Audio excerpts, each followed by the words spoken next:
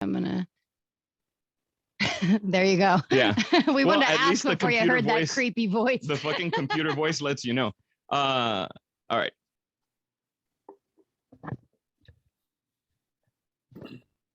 Hello. Welcome to Kill the Bottle Podcast. Eddie Zamora, aka the Yum Yum Foodie, and as always, Señorita Megan is actually in the studio here with me today. She's COVID free, I hope. I did. No, you've been tested thoroughly. Like I don't know, the world doesn't have COVID tests, but Hollywood has COVID tests at the wazoo. Oh, trust me, I know. When I had to COVID test for my super secret project that I'm not allowed to talk about, they practically put a fucking microscope on my culo to just make sure that I didn't have COVID. So it was Hollywood has all the COVID tests. Just if everyone's like, hey, we can't find COVID tests, they're in Yeah, Hollywood. bullshit. That 4 per household. I think everybody in Hollywood is putting like every apartment, dude, they're just going to all the studios. Literally, it used to you had to get one COVID test before filming, and now they've changed it so you get a COVID test before filming, and then day of you walk in and they do a rapid test that morning, and you have to wait for your results. You know what? I've heard of like shows being completely axed in the middle of it because everybody gets COVID. We've all heard the Tom Cruise rant when he went off on somebody on set because well, but man, dude, Tom Cruise is an economy. People forget that. Like Tom Cruise he's probably a more gross national product than my home country of not my home country. I wasn't born there, but my family's country of Cuba. Like people forget, like if Tom Cruise doesn't work, thousands of people don't work. Yeah. So, I totally respect what Buddy had to do. That's my goal. That's what I want to be one day. That's what you want to be. I don't work. Thousands of people don't work. That's the goal. You've done it. That's, what? That's I know I've made it. I like that fucking goal.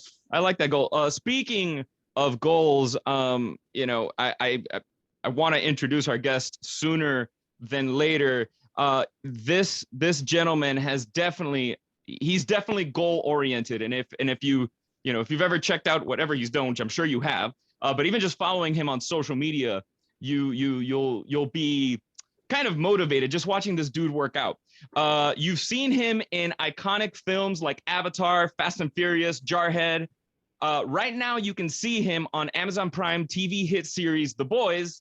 But I want to welcome to the show fellow Cuichi, Mr. Laz Alonso. What's up, man? What's up? What's going on? How y'all doing?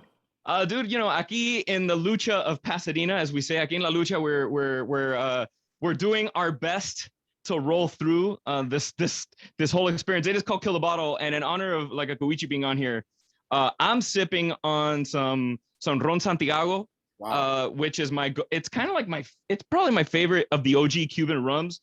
Ron Santiago de Cuba. I'm drinking the Añejo, which Let me see the label. Yeah.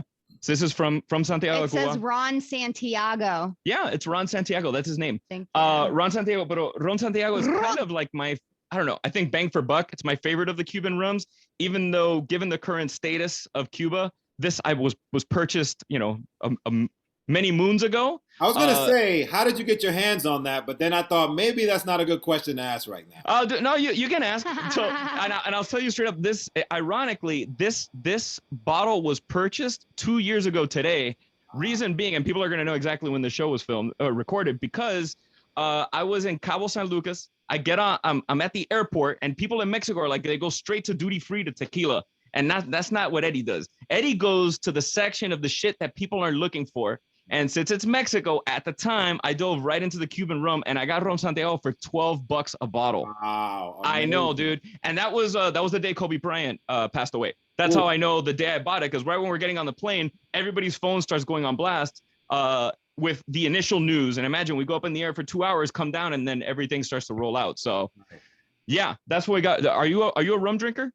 I used to be more of a rum drinker. I have moved into like whiskey, tequila. I used to also drink cognac. I don't really drink that much cognac anymore. I like my browns, but I also love like tequila. I mean, recently I've been doing a lot of tequilas, and it seems like every actor in Hollywood now has a brand of tequila. Yeah. So, you know, why not? It's easy to drink, and you can mix it with anything. It's funny. Something hit me today. Have you seen the new trend? The new which one? Tequila mojitos. That's like the new thing now. I could throw down with that. Why not? It's not bad, actually. Believe it or not, it goes with the mint. So Now, are you talking, is it like the tequila blanco, or do you throw in an añejo? The tequila blanco. The tequila Tequila blanco. blanco, so the You pure substitute it spirit. for rum. And, you know, people are putting tequila in everything nowadays. Well, I mean, it's also like, it seems like everybody, even a freaking Kardashian has a tequila brand. So it's like everybody and their mother is, they're like, you know, Jordan and a few NBA owners got Sincoro. You've got the freaking, yeah, everybody's Rock throwing down a has tequila one. brand. And I'm not gonna lie, you know, like many people in my age range, when I hit like the early 20s and I went to Cancun for the first time for spring break, I drank a bunch of that shitty Cuervo Gold, and tequila was out of my system for 10 years at least. Yeah, I know. Now that I can afford a little bit nicer stuff, forget about it. There's something about, like, Megan loves going to the well. What is it? I love well tequila. I have a thing. I like to go and find the worst tequila in the world. You know where it is so far? I think I've talked about it. It's on Balboa Island, California, down in San Diego. No, it's down here in by Huntington and Manhattan. That's where the worst tequila. By Newport. Yes, there is one bar on Balboa Island that has the worst tequila I've ever had, and that's a lot of tequila. Just and do you drink it straight? Do you drink it on ice, like straight? Ice straight, yeah. I like the pain. Really, it's kind of my thing. So yeah, tequila used to be one of those drinks that you had to like close your nose to drink it, and like you'd make every ugly face in the book. Now tequilas are so smooth you can barely taste. You know. Yeah. Well, there was a stigma around tequila for a lot of years, and if you ever saw the Jordan documentary, the recent Jordan documentary that made all the headlines, where he's sitting there with a stogie and he's sipping what looks like a whiskey or a scotch. No, he's drinking his extra añejo Sincoro tequila in that. I found out, you know, after the fact that that's what Jordan is throwing down in that whole video series. And, you know, I mean, Michael Jordan can drink anything in the world. And that's what he is like. That's what he's downing. I think I just came up with another goal. Oh, what's your goal now? I want to make enough money as well to drink tequila that goes down smooth. Well, first of all, that bottle that he drinks is $1,600 a bottle. Lots of goals here today. You're witnessing. There's you a gotta lot of put goals. it on a vision board. You know, I will one day be able to afford a shot of Michael Jordan's tequila. I will one day make enough money that if I don't work, no one works. And you know, and I had mentioned to folks. No one drinks. To check you out on social media. So please jump on, check him out. It's at Laz Official, Laz Official. And first of all, he's a meme, not like a meme master, but like you're kind of a Yoda of bad shit happening to people videos, and I fucking love them. They make me so happy. I started off with the Nope series, and that picked up fire, and it got to the point where I no longer had to search the internet for horrible content. People just started DMing me Nopes. Oh, yeah. I've sent them to you. You sent me some Nopes. Like, people just started becoming contributing editors to my Nope series, and it made my job a lot easier. And it all started from just being on set, being bored, kind of scrolling and seeing, you know, something ridiculous and saying, you know what, I'm gonna repost this.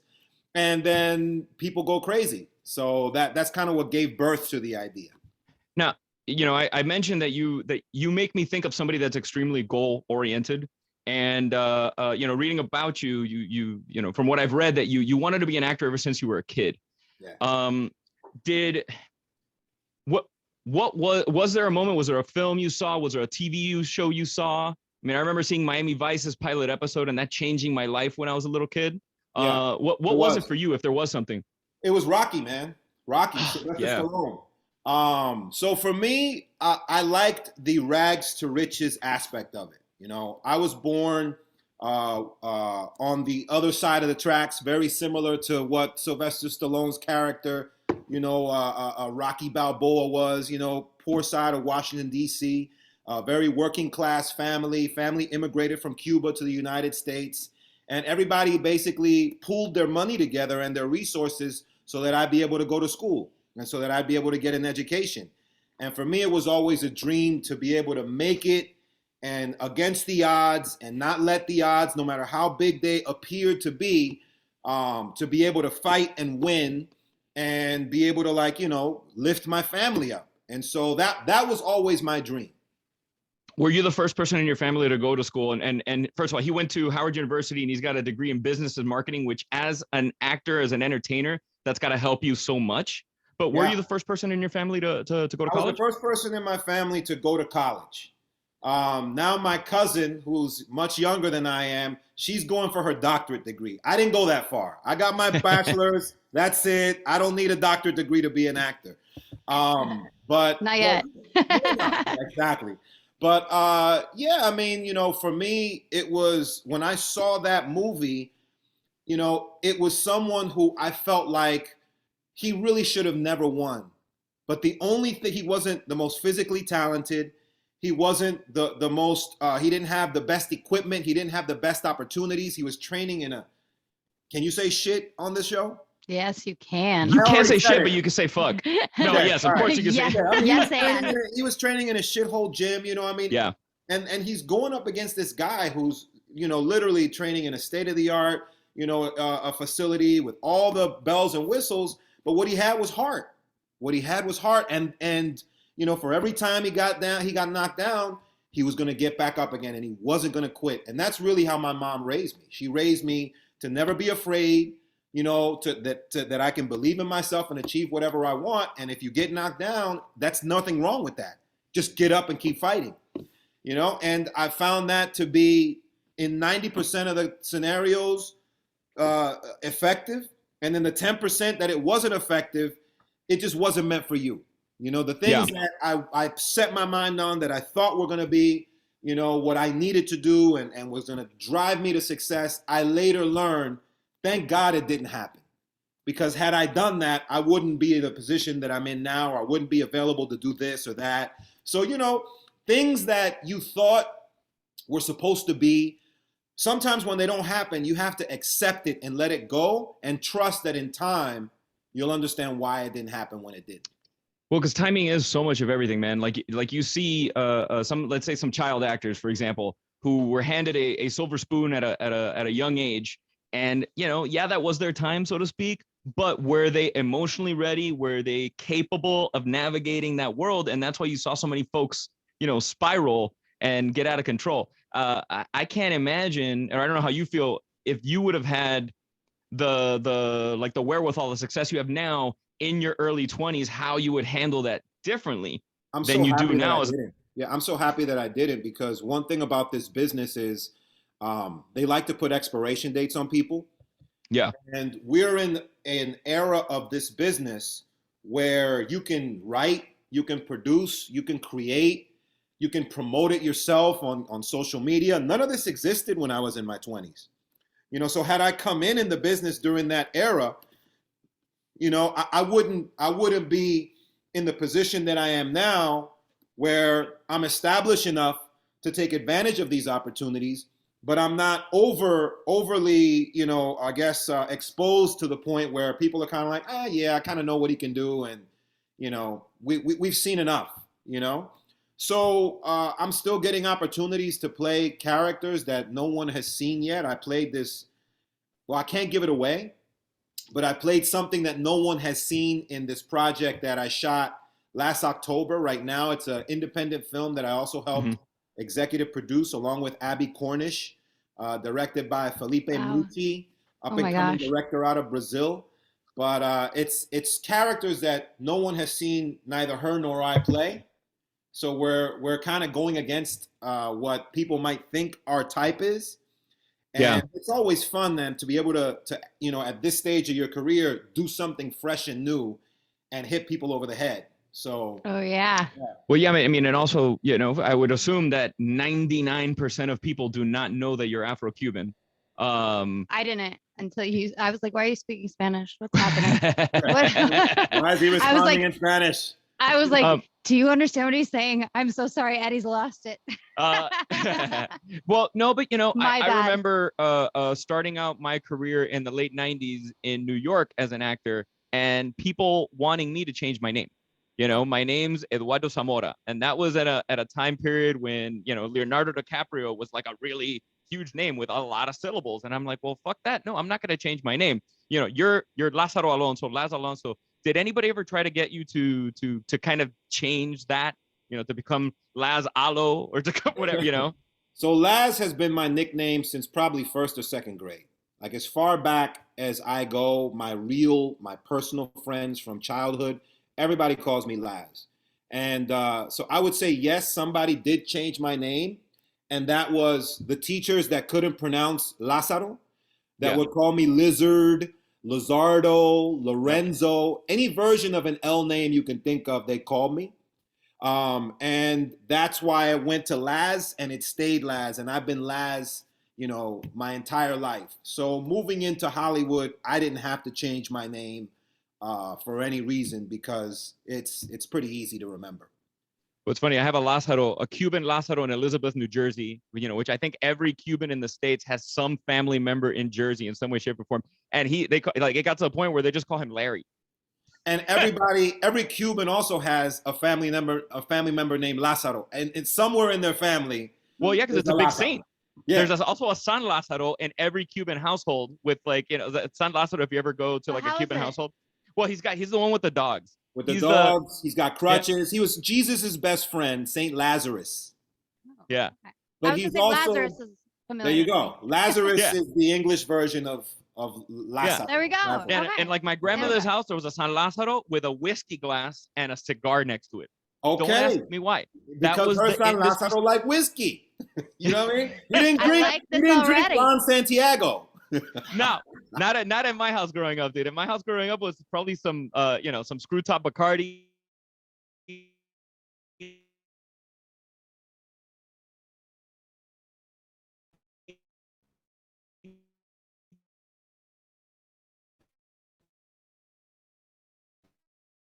Because I'm my mama's, but I was such a huge mama's boy, and I find that that's like a big thing in our community. Do you fall under that same umbrella? 100%. I got 4 mothers, man. I'm one of the luckiest guys out there. My mother's 3 sisters, oh yeah, who are my aunts, they all played a role in raising me. And my grandmother, when she was alive, you know how it is, man. Cubans raise a kid as a community. They're all entitled to beat you if you act up. You can catch a chancleta thrown across the room by anyone. It's all hands on deck. So I was raised that way, and I feel like I'm really blessed because I had so many different influences growing up that kept me on the right track. A young guy growing up in DC during the crack era. There was a lot of mess to get into, and I'm happy that I had people that were very, very strong, domineering alpha women that weren't going to let me get out of line. And they let me know. I couldn't sit down many a nights because, they kept me in line. And I needed that. At that era, you had to rule with an iron fist because there were so many temptations, to go the wrong way. And did you grow up in DC proper? Or were you in Maryland, Virginia? Okay. I was in DC proper. Which is funny because I used to work in the world of auto shows, traveling the U.S. That's how I started doing the Yum Yum Foodie. I got hired as a spokesperson. I traveled around the country, and I would write about all the places I would go to, all the restaurants I would go to. And there was only one Cuban restaurant that I found in DC proper, right by the convention center. It was called Cuba Libre or something. And when you're of Cuban descent, you see a Cuban restaurant in any other place than where you live. And growing up in Miami, it's every corner. You walk in, and I was like, there are no Cuban people in this restaurant in DC. And the food was probably not cooked by Cuban people either. No, the croquetas were tolerable, but that's it. Yeah. And did the Cuban food have a huge impact in you growing up? Because Miami has all the ingredients, you can find everything. How do you navigate 100%. That shit in DC? No, I mean, we had, at one time, DC was one of the hubs where Cubans went to. I mean, I grew up around a huge community of Cubans. They just, over the years, they don't get replenished like they do in Miami. They start dying down, and they'll either move to Miami or they just pass away, and their kids, are kind of like Americanized Cubans who, they're Cuban on special holidays, but it's not like what we were raised around where, we had the parties and the dinners and the Noche Buena and the birthdays, and everything was very, very Cuban. I grew up at home. In my home, I was Cuban. And when I left the home, that's when I was American. So at home, I ate 100% Cuban diet. I drank materba and irombed and malta and coffee as a kid, you know. Oh yeah. It's just I spoke Spanish, you know, like I was raised speaking Spanish at home because Yeah. my family didn't want me to learn English with their Cuban accent. That's a So big Cuban thing, man. I wasn't allowed to speak English in my house either, even though everybody spoke English. yeah, I was forced to speak. Man, it's one of the best things my family ever did because now I'm blessed and I can speak it fluently. And thank God of speaking Spanish. I did a lot of Spanish commercials. It saved my ass. yeah, You you can know? go back and forth. Yeah, 100%. I'm trying to teach Megan Spanish, and I want to get Megan on some mateba. The only thing, mateba is this really good soda that is a Cuban soda, but it's made from mate. Yeah, And it's delicious, but it'll give you the worst perpetual burps. Like a materba burp is something I can't begin to explain. yeah. Yeah, there's It's something about a slightly materba. kind of olive. It's almost olivey a little bit. It's weird. Yeah, Yeah. it's super weird. Like I was always materba and iron beer or iromber, as we You don't call it. bet it. Right. Oh, I gotta get you some of that, Megs. When you're off, she's on diet right now, which is why she's like jealous of me drinking booze. She's on the Whole30. Uh, I keep fucking with her about it because there's a whole bar of booze behind her, and she Four can't. more Megan, days. Megan, we're here. I'm on a diet too. We're right here. Okay. All right. It's Thank just you. funny I because Thank stand you. in solidarity with you. I need you. I need the support. This motherfucker next to me is driving me fucking nuts. Look at him. This He is probably, so delicious. he probably has a 6-pack. Oh, you know. Of beer See? in the back. Yeah. No, I got her some LaCroix. She's, she's drink. I don't know what this is. Beach plum. LaCroix. Oh, he's rocking some too. Yeah. Thank You know, you. I love. Thank They send me you. some of that stuff. I love it. I'm not gonna lie. I do love me. I do love me some LaCroix. LaCroix. Listen to me. Some LaCroix. LaCroix. LaCroix. Did we say LaCroix? I said LaCroix. That's okay. cool. No, that's cool. Mira. What is that called? Dyslexia. You're okay. Right? Look, hey, Tom Cruise has done just fine with dyslexia. Yeah, I'm just all making right. sure So let's, proper diagnosis always serves. she used the to be purpose. she used to teach. I did. I home feel economics. you said teachers said your name wrong. I feel bad because there was well, you know what? I don't feel because if it was a cultural name, I would make an effort to really learn how to say the names. But if it was some dumb fucking parent that was like, my kid's special and her name's Michelle, but it's spelled Maschelles and the S is silent. Oh my That is, I couldn't do. And I was like, your kid's going to be dumb. I'm never going to call on your kid. Thank you. Thank you. You're welcome. But no, if it was a cultural name, I definitely tried to make sure I said it right because it can be offensive and kids actually are really good at standing up for themselves with their names nowadays. Was there a moment for you? Because I'm sorry, I have Cubans have this kinship with one another. It's this intrinsic thing that's like a generational thing that's just put on you. And I remember, you grew up in DC, so very different than where I grew up. Because I was surrounded, but like we dominate the city of Miami. We're also, corruptedness in Cuban culture in Miami, and it's just insane. But the first time I felt Latino in the sense of like, oh shit, I'm different, is living in the tri-state area as an actor in the late 90s. I go jogging in the neighborhood in Jersey where I was living with family, and I get stopped by cops for jogging in a pinky ring Cadillac neighborhood. Okay. And that was the first moment where I was like, oh shit, you're Latino. Right. Yeah, the melting pot is not as melted yet. Right. In this was there a moment for you where you had that, you said when you left, you were American, when you left the crib. Right. Was there anything that happened to you that brought it right back to you're like, oh shit, I'm Latino now? No, man, because I mean, when I left the crib, I wasn't just American, I was African American. So in that era, young black men of color in DC were heavily pursued by the cops. It was a tough era to grow up in, especially like when I turned 16. That's when I really started like feeling that pressure of having a cop, follow you. And you turn a corner, they turn a corner. You turn a corner, they turn a corner. You slow down, they slow down. You speed up, they speed up. And they're not pulling you over, but they're waiting for you to make a mistake to pull you over. And that's very, very intimidating, especially for a young guy. And I find that even now, being here in LA, where that hasn't happened to me, but when I see a cop pull up behind me or a cop pull up next to me, I get that kind of, antsy feeling, like all of a sudden I clinch up and I'm like, uh-oh, here we go again. And then they drive off and it's like, the PTSD lives on. Absolutely, yeah. So I would say, I felt it very, very early on. I think more than anything, in that era in DC, there was the war on drugs. Yeah.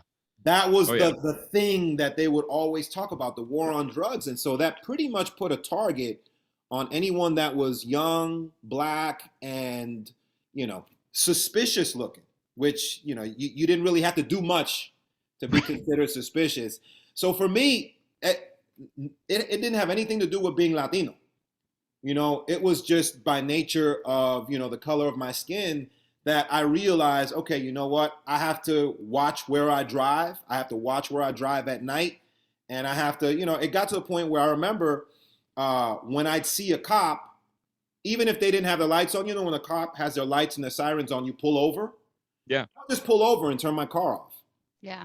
Because I knew that the minute that they saw me, they'd start following me. And I didn't feel like dealing with it. So I would just sit there and they would just kind of like slow down, check me out, and then drive off. And then I would turn my car back on and go.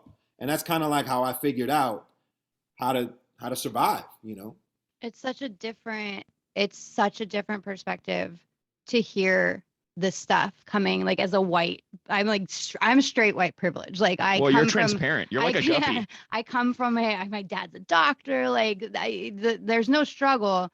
But to hear it, and like, I can't imagine. It makes my stomach turn when I hear stories like that. I remember my father actually. I don't know what, there was a team called the DC Bullets at one point, Yeah, right? the Washington Bullets. And my dad, I remember I was like, "What happened to this team?" And he's like, "It's a violent area, so they changed the name." From Bullets to Wizards. Yeah. Which sounds more magical. It does. Yeah, and That Michael sounds like a Jordan white played for person the change. Wizards, not the Bullets. Let's call it the Wizards. But was there a fun part of DC growing up? What was your favorite part about being in DC? Oh yeah, I mean DC was amazing growing up. I mean, I wouldn't trade it for anything. DC again, it's a very small city, but there are probably about 50 colleges and universities all in this tiny little area between DC, Maryland, and Virginia. They call it the DMV now. But back then it was just DC, Maryland, and Virginia. And there's so many schools that it's a party town. It's a party town. So if you are in your early 20s or late teens, you're going to love it there. Literally every club, every restaurant, every bar caters to young adults. So it's a great place to like, be a young adult and have a good time. I had a great time. Don't get it twisted. No, yeah. DC's amazing. I didn't like where I grew up. I would never say what you said about where I grew up. I'd be like, I would give anything to grow. I grew up in Colorado, in Colorado Springs. Yes, sounds pretty. Got it. Wasn't fun. I did not have a great, it wasn't. So I always like to hear the good parts of everywhere else. Gotcha. DC, and for the folks listening, like DC is such a dope food town. Like Laz said, it's a party time. Like you head to Adams Morgan, or you go down to even Georgetown area is super dope. And there are these little pockets within DC that each one has their own vibe. Adams Morgan back in the day was all Cuban. What? That was all Cuban. Wow. Yeah. Hell yeah. That's why it's got that salsa brother. That's it. Yeah. That's why it's got the vibe. And then it shifted to then all Dominican. And then it had an era where it was all Dominican. When I was growing up, it was all Dominican. So I grew up around Dominicans. Okay. And then it shifted again, and then it became all El Salvadorian. Wow. I was gone by then. And then now it's shifted, and it's become a complete like melting pot hodgepodge of everything culture, from Jamaican, Ethiopian, Latin, from different countries. It's just everything. But at one time, the Adams Morgan area, Columbia Road, and Mount Pleasant, that whole area was nothing but Cubans. It was like little Cuba. That's a trip. And it's funny that you mentioned that Dominicans came in predominantly after. A friend of the show, a frequent guest, Omar Tavares, a Dominican drummer. He used to drum for Pitbull. And Omar grew up in Washington Heights, where he was born in Washington Heights, which was originally Cuban. And he told me that back then the Cubans kind of like opened the door and, you know, like Dominicans, come on in. Like, you know, you're one of us, come on in, come into the neighborhood. And it's just ironic. I didn't know that about Adams Morgan, that it started out as Cuban and then, you know, the DR came in. So must have been some good baseball players that came out of there between the Cubans and the Dominicans. Yeah, in I Adams don't Morgan. know. Yeah, I don't know. I mean, there were definitely some really great musicians. I'll tell you that. You know, like it was an era where you would go past a park, and there would be in the park bench, you know, some guys with some congas and some tumbadoras playing, Yeah. and people just riffing, singing, you know, off the top of the dome, and then people dancing. It was literally like watching like a Lin-Manuel Miranda movie. You know, it was very much that. You know, and you had like the Latin grocery stores, you had the Latin bodegas, the botanicas, like everything. It Yeah. was like little Havana. Well, it's funny because you mentioned a bit of a like a PTSD, so to speak, you know, with the cops, right? And I feel like Cubans, you know, people who are second generation or first generation born in the States, like you and I, we get this like generational trickle down PTSD from our folks, from from what they went through. We also get a PTSD of like salsa and rumba music, which if you follow Laz on Instagram, he's always sharing like great videos of people like dancing salsa, which I love.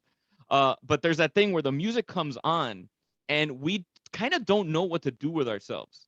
Doesn't matter where we are. I always laugh because here in LA, you walk into like a Mexican restaurant, they're playing salsa music, and I'm like, that ain't Mexican music. You're playing, you're playing some Omar Portuondo. Like, get the fuck Yeah. out of here. That's some Buena Vista Social Club. How do you, living away from home, still stay in touch with that part of your culture? Because it is I'll hard be living in honest with LA. you. Yeah, I'll be honest with you, man. I miss it. I can't lie. I miss it.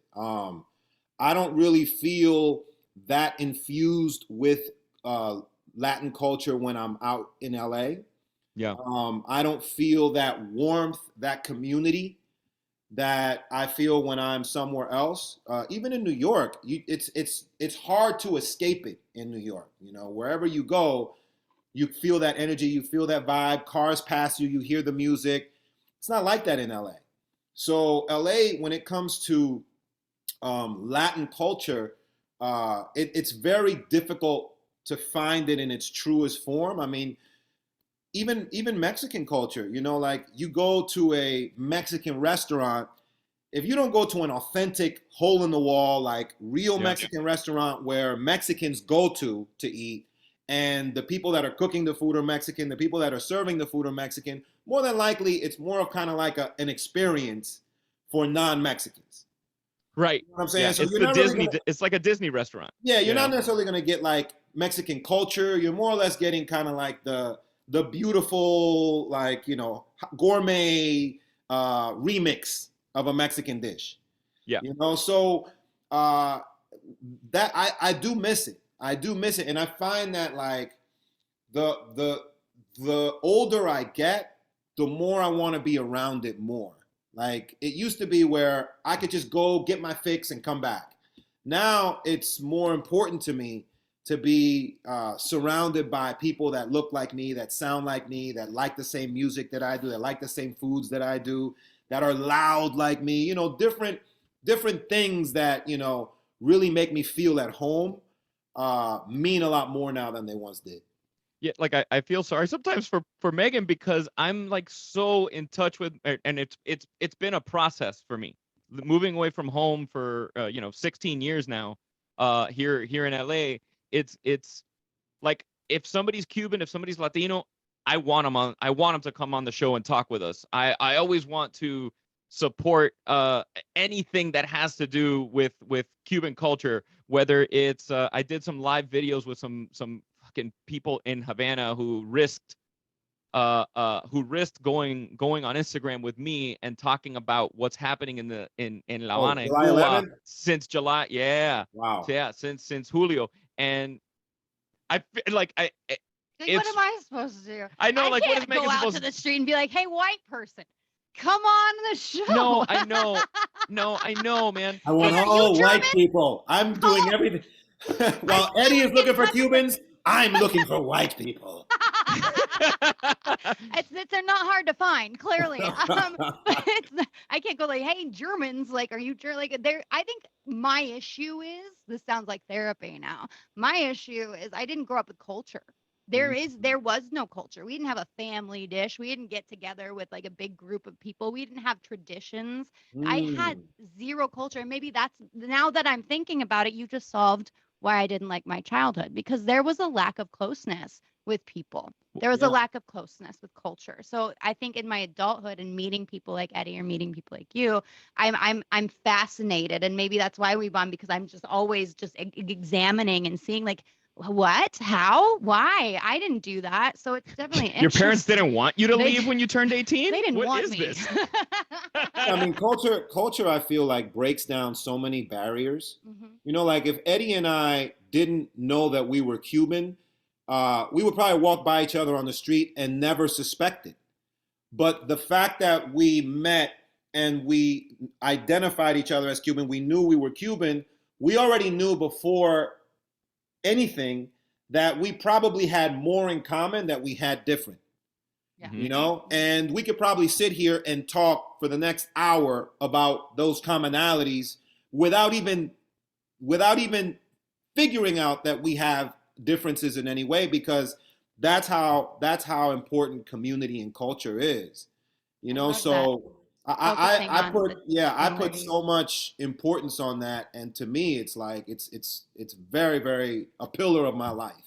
Focus on the commonalities. That's such a huge thing. Focus on the commonalities you have with people rather than the differences. But that's Well, it's funny always is kind of been the case, though, right? Like, you know, when you meet You would hope. someone, you kind of like, yeah, I mean, it used to be that way, where before there was social media, I feel like people would talk, people would meet, and they would try to figure each other out. Like, what do you like? Oh, I like that too. How about this? Oh, I like Right. that too. And then next thing you know, you're friends because you figured out, okay, out of this list of 10 things, 8 of the things we have in common. So we're going to be friends now.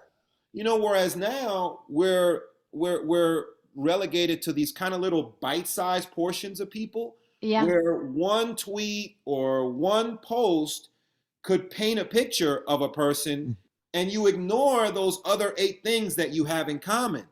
You know, and I feel like to a certain degree we're missing out. You know, like it's not really social media. It's kind of anti-social media. You know, because it's creating, it's like you're looking for, you know, where are we different? You know, there it is. I knew it was coming. I knew it was coming. All right, I don't like you. Unfollow. You know, so it's tough. I'm kind of turned off by it, and that's why, Eddie, I prefer to just post nopes. You know, Yeah. and my crazy stuff, because I feel like that's something that everyone can relate to.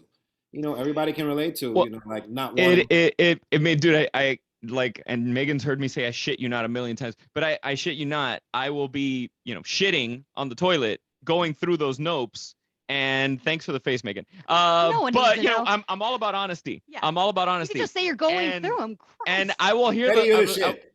yeah, and you know, they do they make me happy because it like, and I'm always you know, and I'm saying a little bit more than I normally would, but I like, I'll DM last and I'll be like, somebody will do something stupid and I'll be like, ¿Qué clase de come mierda? Or, you know, I'll just basically call somebody a complete fucking moron or a shit eater, and he gets me completely because he's Cuban. But it makes me smile that you know, that you do that, because not everybody does it. Some people take themselves so damn seriously, and we already know that you're an artist. We get that. But it's good to see another facet of somebody through social media. That's the tool that lets you see that you have, again, more in common than you have apart. Yep. And I think that has a lot to do with something as silly as your nopes There it is. on Instagram. One thing I wanted to touch on is, and I think it made me love you more. And it was when we touched on it briefly, you know, what happened in Cuba in July and the SOS Cuba movement. You know, there's a lot of Cubans in entertainment, whether they're writers, actors, producers. There's more Cubans than you think there are. Yeah. And you know, I can probably count on both my hands the amount of high profile, and I consider you a high profile Cuban, who spoke and was courageous with that. Because from my experience, just sharing SOS Cuba on my social media, Instagram started hiding my posts. Yeah. Instagram start, like, you know, I saw it, I felt it in that community, Shadow and I ban. want to commend you for doing that. What was there something in particular that sparked that activism, you know, or an Yeah, well, essence of it? yeah, I mean, more than anything, and I never want to claim the title activist. I fight it tooth and nail, mostly because I feel like it's a disrespect to the people that are on the ground, that are truly fighting day and night. Mhm. You know, like me making a post uh, is nowhere near what they're living through on a day-to-day basis. Absolutely. You know, so I consider that activism because they're actually active. They don't have a choice. Nope. I have a choice not to be active. I can say, you know what? Today I'm not going to talk about Cuba. And it's not going to affect my life one bit. I feel like the activists are the people that, whether they talk about it or not, it's affecting them. You know, so Mhm. I never like to use that word for that reason. Um, for me, it was more than anything uh, seeing what was happening, and there were so many pleads and cries for help from the island, and I was reposting, and everyone who was reaching back to me was saying, "What are they saying? What are they saying?" Yeah. Like, I can tell they're in distress, but I don't know what they're saying. Mm-hmm. And so I said, there's a language barrier here that's lost in translation. No matter how much they scream and yell, my audience has no clue what they're screaming and yelling about. And I do know what they're screaming and yelling about. And I felt like I had to step in and translate and be the translator. And then I also felt like at the moment, uh, the Cuban regime, the Castro regime, has had 60 years of misinformation and disinformation. They had a head start where they have Yeah. lied and presented themselves as these victims of the United States embargo, that they're such victims that they want to help their people, but they can't because the embargo and all this stuff. And I felt like it was important that people know from Cubans, Mhm. not from news, not from this person told me, that person, no, from actual Cubans who have family there, who live there, what exactly is really going on and Yeah. what has been going on, and how this 60 years of this song and dance that the United States embargo is the reason why people are suffering is one big, huge lie. Yep. And this is Absolutely. why Some it's a lie. bullshit. Yeah. I mean, today I saw a post where the current president of Cuba was crying about how tourism has gone down and they're hurting for tourism, and how remesas, which basically means Mhm. Cubans here that send money to Cubans on the island so that they My can family. survive. But the Mhm. problem is that if you send $1 to Cuba to help someone be able to buy Pampers or a loaf of bread, the Cuban government is taking more than half that dollar. 60 cents is going in the Cuban dollar in the Cuban government's pocket, and 40 cents Yep. is going to your relative. You know, so because Cubans here have finally said, we're not sending any more money to the island because we're supporting that regime. And nobody's going to go as tourists anymore because the truth has come out. We realize that they are oppressing people and they're abusing people. And so now they're hurting. And so now it used to be the embargo. Now it's nobody's coming as tourists. Now the lack of tourism is the big bad, evil wolf. So it's always someone else to blame. Yeah, they're really good finger pointers. Yeah, they're always finger pointing. It's like, how about you guys? How about you had 60 years to figure this thing out and you still haven't? Whose fault is that? Yep. So I felt that I had to stand up at that point and not be silent and not be in the background and actually translate what these people were crying about. Most of them were crying for their lives. And Mhm. many of them have either lost their lives since then or are still in jail Yeah. simply for protesting. Peaceful Have protest. you been to the island? I have been to the island. Yeah, several times. I've been a couple times for work, and you know the amount of tears. I want to say my mom passing is the most tears I've ever shed. The second highest amount of tears I've ever shed was being on a cruise ship and seeing Havana in the distance for the first time. You know, sunrise, seeing the um, and I'm just speaking from my experience. You know, and I want to find out what yours was. So, you know, growing up in South Florida, I have this image of what Cuba is. I have an image of that's been presented to me of what it's like on the island, right? And then, but at the same time, my identity is still, I don't know my identity because, yeah, I'm surrounded by Cubans, but that's still not, I'm not in Cuba. I haven't set foot on the land, you know? The closest thing to it was going to Spain and seeing La Viejitas in Barcelona walking around tomando café. And I was like, oh my God, we're just like them. Right. Like that was the closest thing that made me connect and then, you know, in my 30s, I go to Cuba for the first time and I'm on the island and I see the people and I feel it and the tear, like I'm starting to tear up now just thinking about it. What did that do for you and your identity as an Afro-Cuban American? Well, I mean, for me, it made me finally feel connected to something. Like I agree with you. Is uh, even though I had this Cuban community around me growing up, it still felt like we were like on an island. Like all Yeah. of us were on an island because outside of that community, no one else was like us. No one else listened to the same music. No one else danced like us, drank or ate the same things that we did. We kind of had a little kind of, a little pocket of community.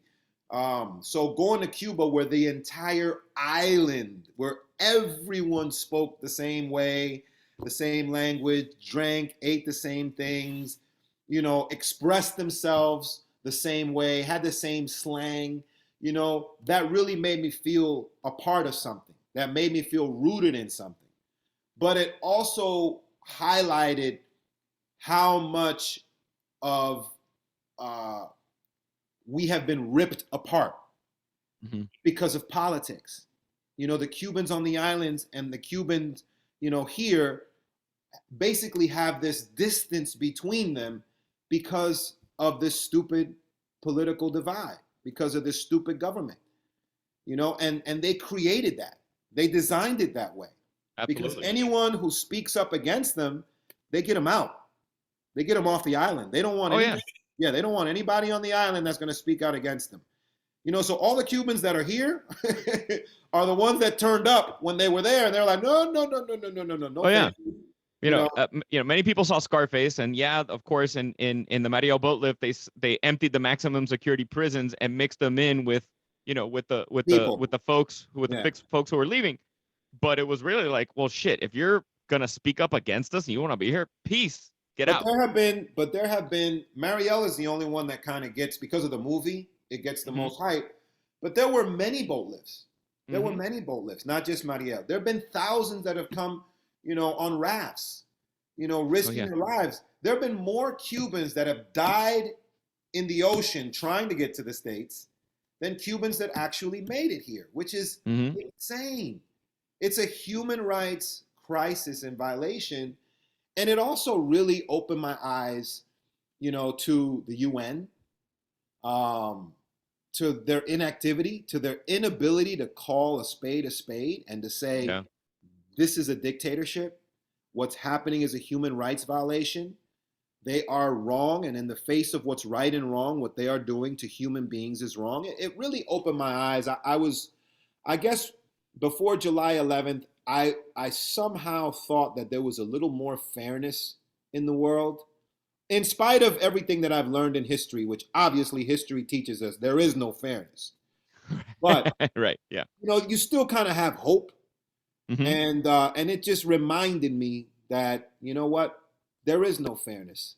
There is no fairness. You just got to hope that, times eventually change. Well, and coming from an actor's perspective here in LA, and obviously I don't act anymore. I do different things. But when I was in that world, there's a lot of interesting conversations to have because, there's an essence of Hollywood loving Castro. They romanticize Che Guevara. and as a, you know, a Cuban American, there were a lot of challenging conversations I had to have that I was just compelled to have. And then at the same time, like, shit, man, I gotta work. So sometimes I just gotta shut the fuck up. And it's this, Well, you know, people I don't mean, realize it's a challenge. yeah, again, you know, they had a 60-year head start. Right. Because you know, one thing that I tell people all the time is that the Cubans that are now speaking up, this is the first time ever that Mm-hmm. Cubans have spoke up so publicly, because even the Cubans that are here in the States couldn't speak up because they didn't want their relatives back home to get punished for what they're saying here in the States. Exactly. So it was this psychological game that the government in Cuba played with Cubans, even exiles, where you can leave, but don't you dare speak against the government, because if you have a mother or a grandmother or an aunt or a cousin or a sister or a brother back home, they're going to pay for what you say. It's the And mafia. it's a It's like mafia. turning states evidence. Like, hey, if you flip 100%. states, get ready. Your kids are gonna be cinder block feet thrown in the Hudson. You know what I mean? It's the 100%. same shit. So what? So it's it's very hard to blame people here for believing the propaganda that has been masterfully, you know, disseminated That's for the one thing they're good last at. 60. It was 60-year head start. Finally, Cubans in Cuba and Cubans here are saying no more. We're not gonna shut up in fear for what they might do to our relatives. We're gonna speak up, and we're gonna tell what the truth, and we're gonna tell what's happening, regardless of what might happen. That hasn't happened before. No. You know, so this is a new era, it's a new wave, and I feel that people now are very quickly learning how crappy the situation there is, and that it is a dictatorship, and that Fidel Castro was a dictator, and that Che Guevara was a murderer, and that they were all a bunch of racists. Yep. Bro, I don't mean that. Like, I used to work at the Standard Hotel, which, you know, rest in peace, Standard Hotel. But I used to work at the Standard on Sunset. It was one of my first jobs here in LA, and I almost got fired one day. Reason being is a gentleman walked in, and I say gentleman, a guy walks in, and I'm working at the restaurant. You know, happy face at the restaurant. It's morning shift, man. I'm I just ran trying to into make you as there. I much. used to love that place for breakfast. It was Oh, it was great. fucking great. I Yeah. was just like, make as much Cuban coffee. Well, I made Cuban coffee because I would just, you know, it's espresso. Yeah, It's hook it sugar up. with espresso. Let's be honest. And a buddy walks in with, you know, at the time it was probably like a $20,000 gold Rolex and the biggest Che Guevara tattoo on his forearm, like the biggest I've ever seen. And Well, that's Eddie, one of he's those not going to be moments. able to take the Che Guevara tattoo off because he's coming in the rest of us. I can't. You don't understand. Like every You got to give the moment guy of, a break. It's a tattoo, bro. hold on, bro. Hold on. This is the best. This is my part. This is me being like the kid from Miami who opens his mouth too much. All right. So I serve the guy, and then finally, in the middle of, I just can't take it anymore, and I go, yeah. So, you know, this is this, but I'm gonna need your watch. And he looks at me with this fucking face of disdain, and I go, no, you don't understand. That tattoo, your watch belongs to the people now. Buddy got up. All the veins on his fucking forehead came out.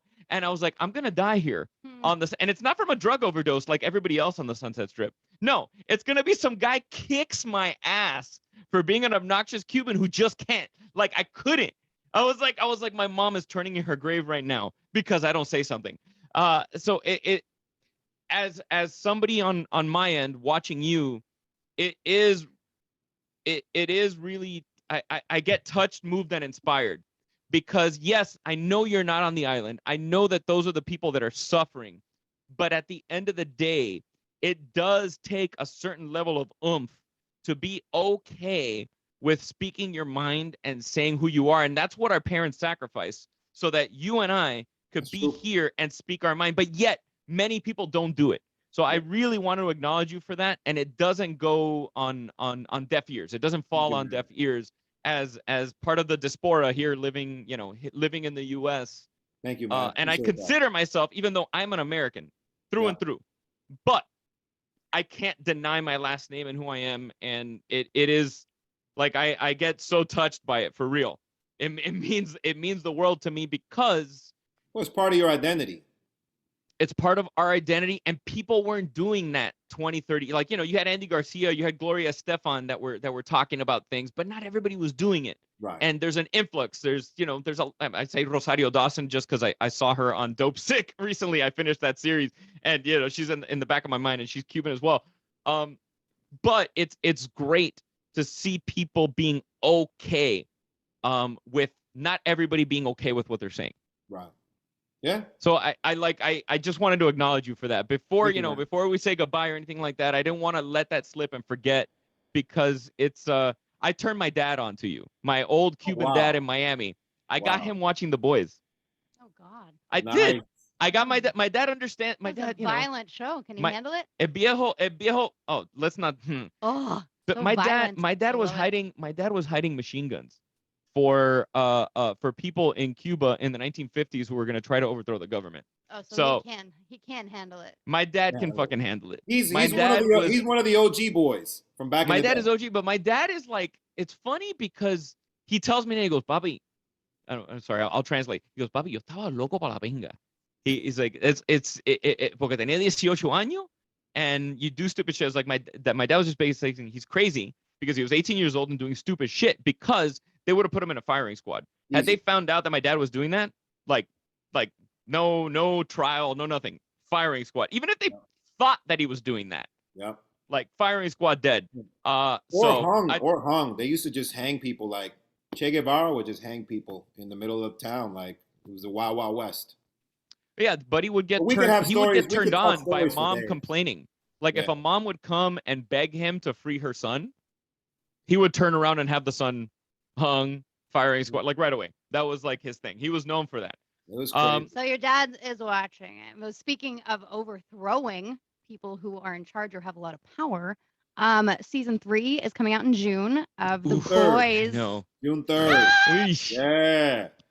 So you'll be able to see what what we've been up to. We shot season 3 last year during the pandemic. We were in Canada filming from January all the way to September. And it was rough because, Canada was on lockdown when we started filming. Yeah. They wouldn't let us travel. They had all these insanely strict restrictions.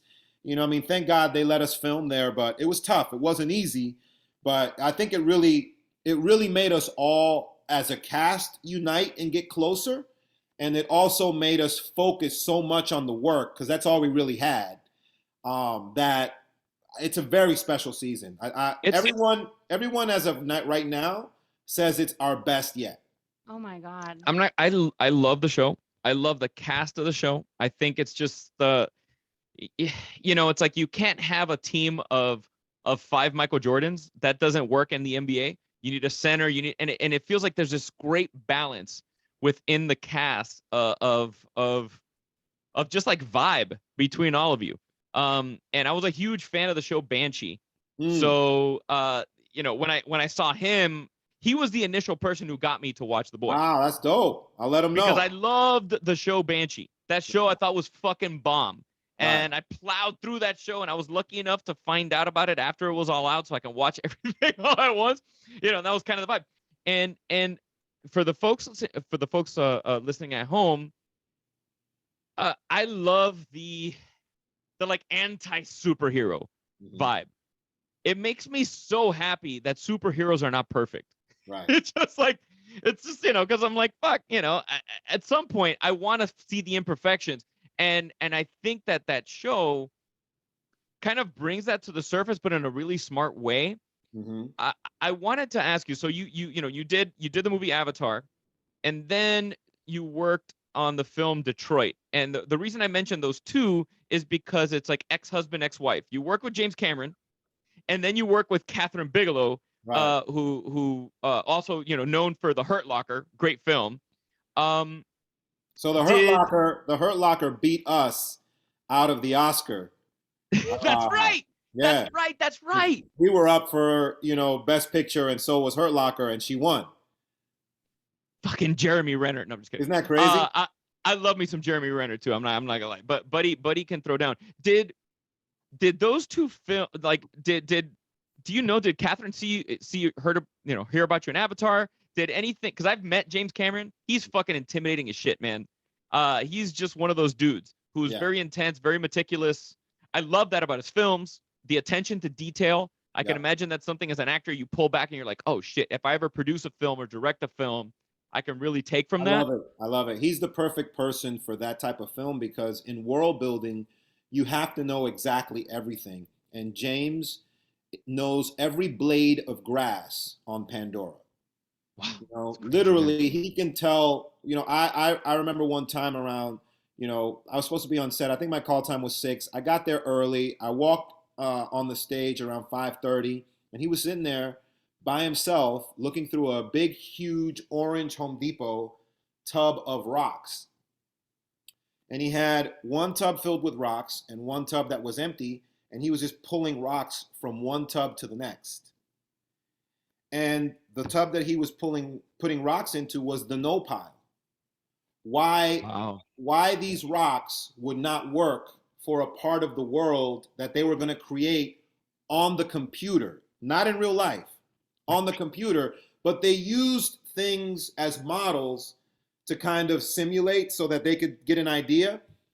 And when the prop guy came and he said, "Hey man, how are those rocks?" You know, and Jim basically said, "None of them work."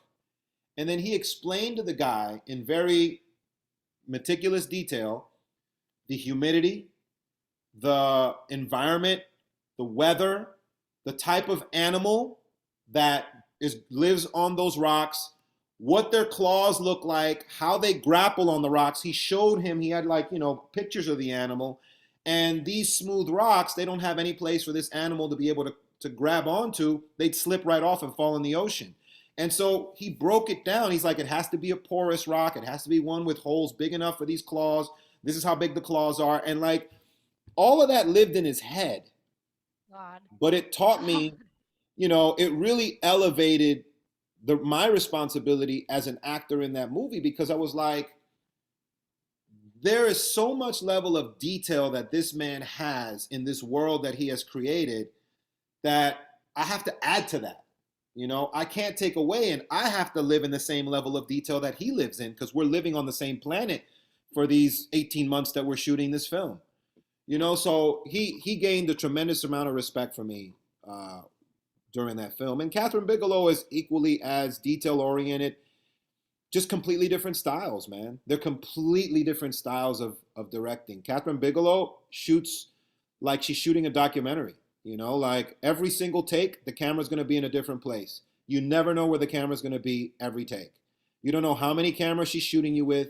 You don't know what angle she's shooting. You never know if you're in a close-up, in a medium shot, in a wide shot. She just shoots. And that's why I kind of love that because like it doesn't at the end of the day, if, like let's say you're super into vanity, you're not worried about your fucking close-up because guess what? It doesn't fucking matter. She's shooting from all these different, just do your thing. That's it. Do your thing. Live in the moment. Be free. You're not acting for the camera because you don't know where it is in the first place. Yeah. So you're just behaving the way you would in normal life.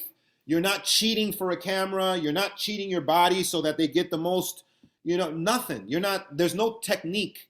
You know, it's just real life living.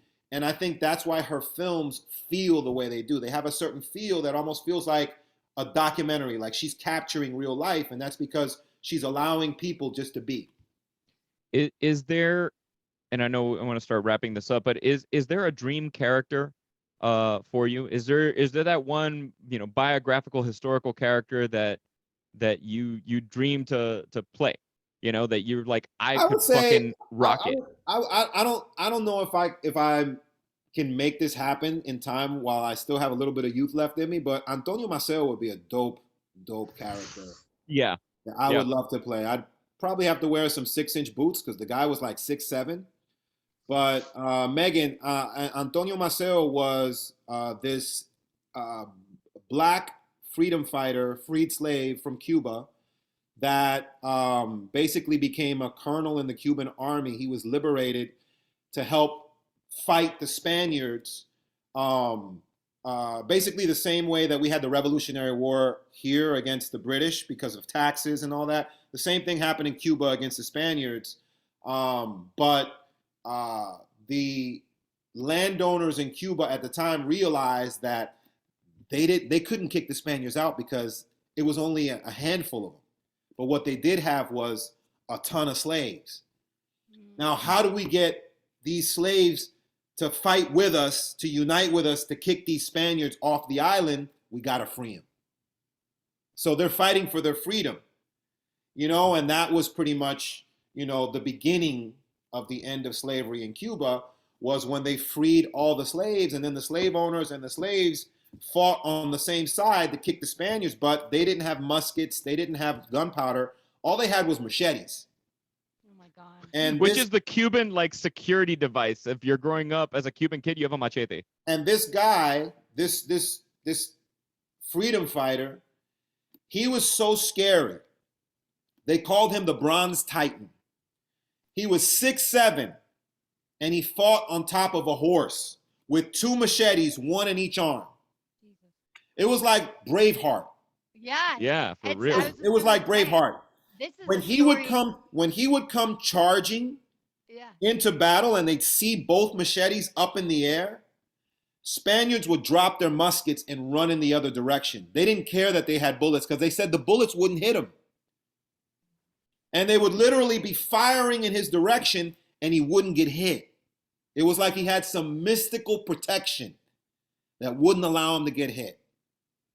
And the craziest thing, and star in that movie. Oh, That's what you should be doing. Would be a dream. I mean, who knows? Maybe. That sounds like the most amazing. And what a appropriate for timing wise. I mean, let's get on that. Like seriously. That would probably be something that I think I would love to. Oh yeah, because it's historically relevant as well as it's a very passion filled story. And his mother. Maria Gravales, I believe her last name was. She's, considered the patron, not the patron mother of Cuba, but kind of like Cuba's unofficial, queen mother.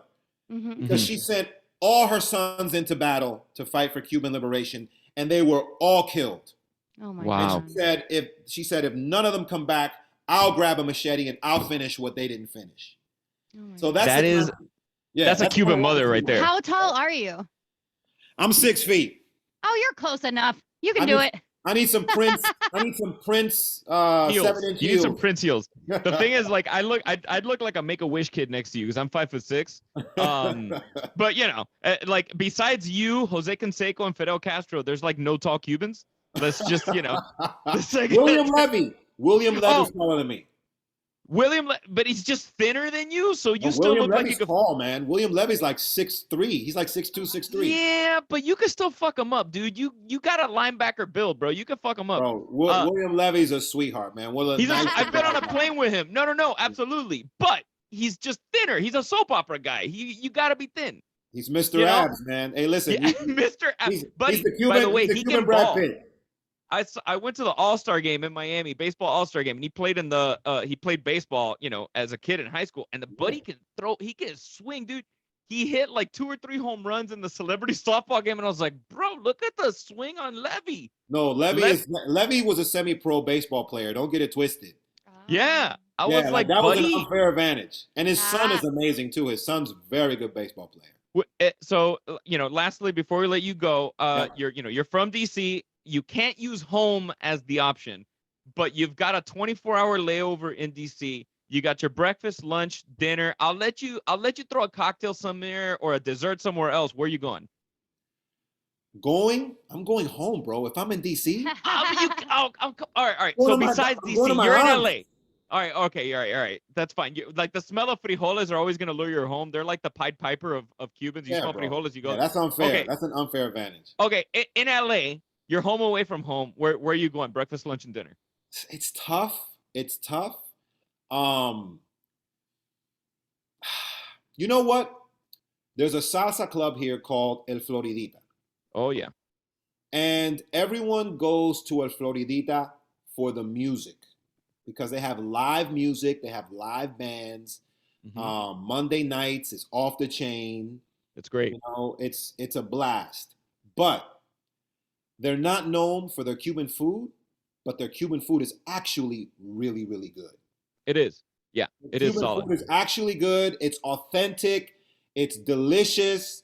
And I was shocked because I felt like, finding a good real Cuban authentic dish in LA is like looking for, a grain of pebble in a desert, but El Floridita has some really good Cuban food. So I would say El Floridita. And you can listen to some music and dance with some beautiful women.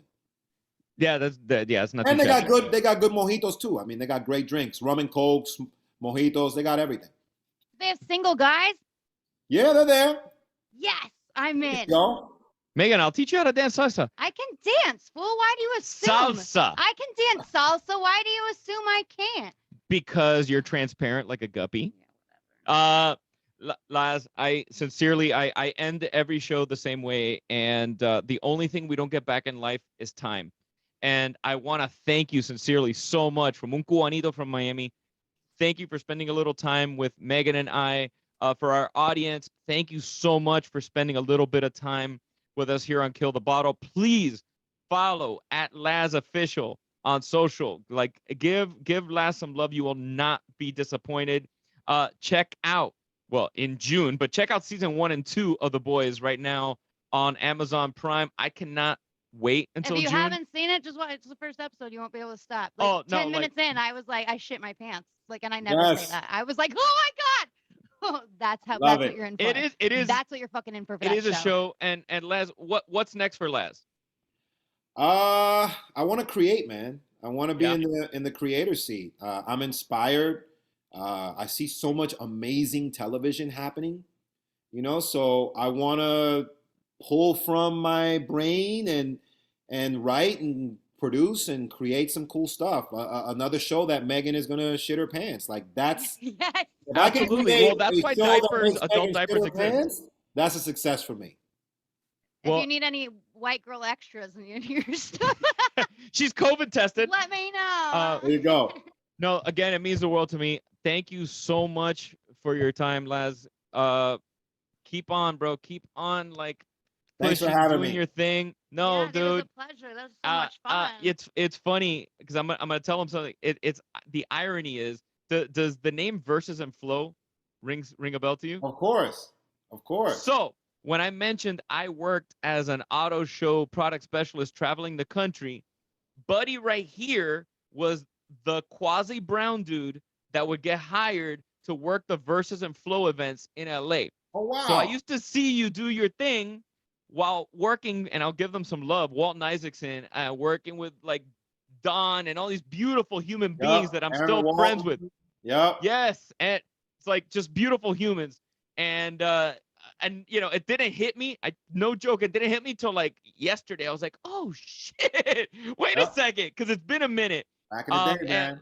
Laz hosted this great live show with music and everything. Anyway, in retrospect, I remember seeing you work and just getting nothing but the best vibes. And we wish you the best vibes. Thank you.